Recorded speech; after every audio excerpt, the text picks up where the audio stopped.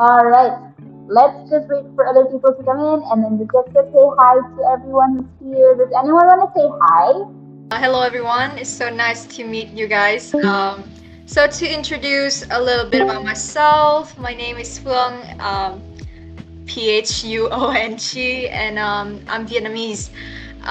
So, it's my first time being a host on Discord, and I'm so grateful to have a chance to work with Martha and to meet you guys.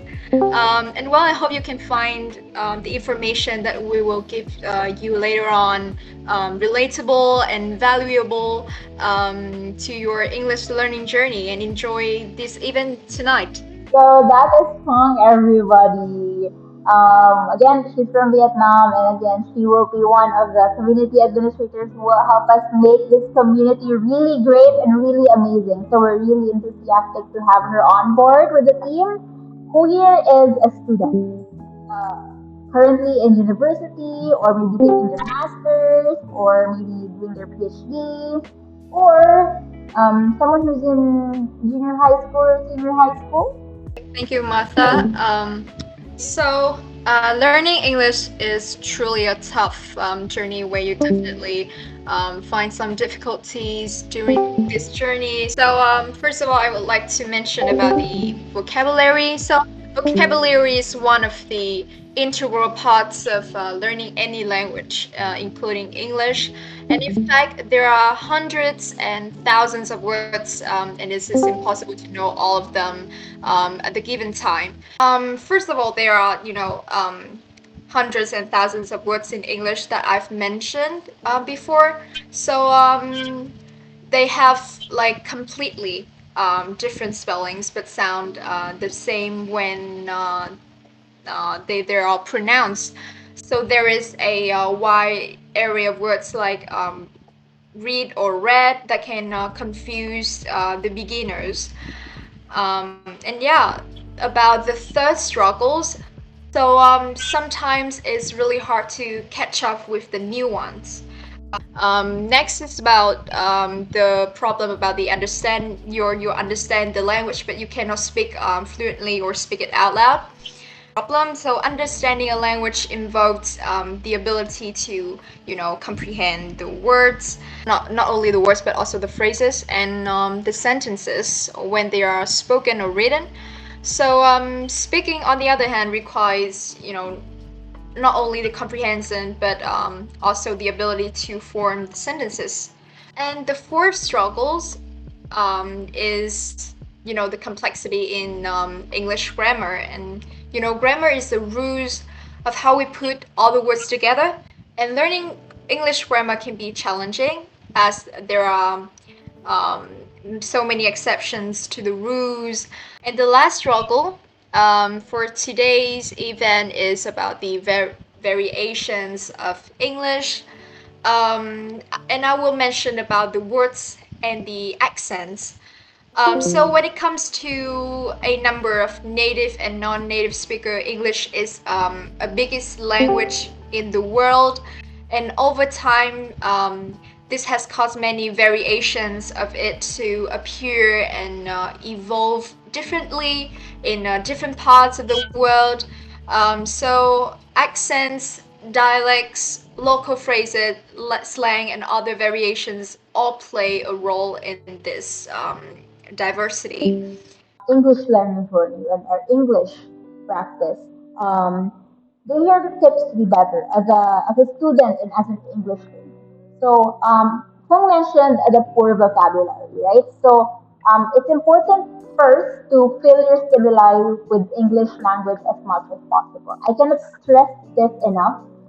The need for people to actually surround themselves with English language. Let them hear it, let them see it, and let them actually interact with as much uh, people who speak the language. The next tip is practice making mistakes. That's the question. People are so afraid of making mistakes and humiliating themselves and embarrassing the hell out of them, right? So it's really important to embrace mistakes.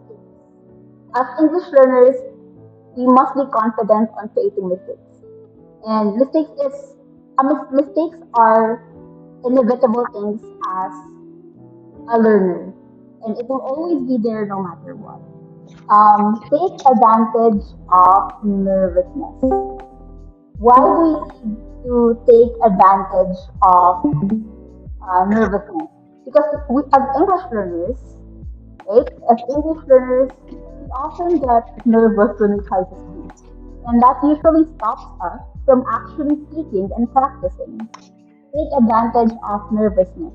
I'm not sure if you've seen research according to this, but accordingly, when we're nervous, we usually feel like a rush of everything and anything. So our mind works faster when we're nervous, and you should take advantage of that when you're trying to practice English. Why? Because it's only when we're nervous that we try to get out everything and we try to push out as much adrenaline as we have.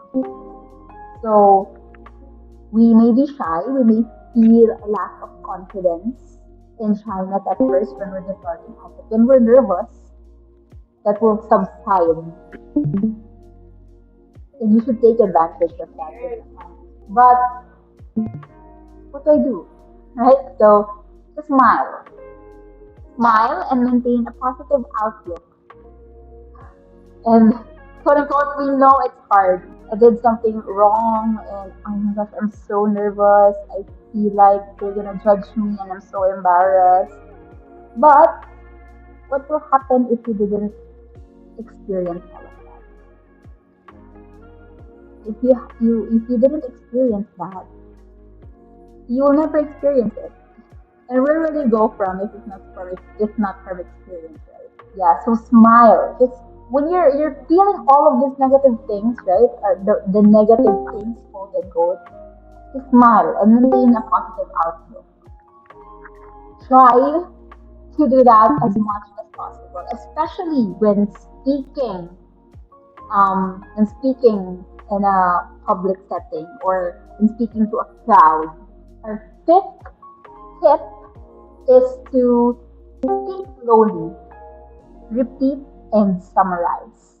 If you feel or if you know that your accent is stronger compared to um, other speakers and you try to talk and you find yourself talking fast, um, at the end of what you're saying, try to repeat it, paraphrase what you just said, and summarize what you just said, just so that you can make sure that other people really understood your point. Remember that you have to speak slowly. When you're about to speak, rather, when you're about to speak, remember that you have to speak slowly, especially if you feel or if you know that you have a stronger accent.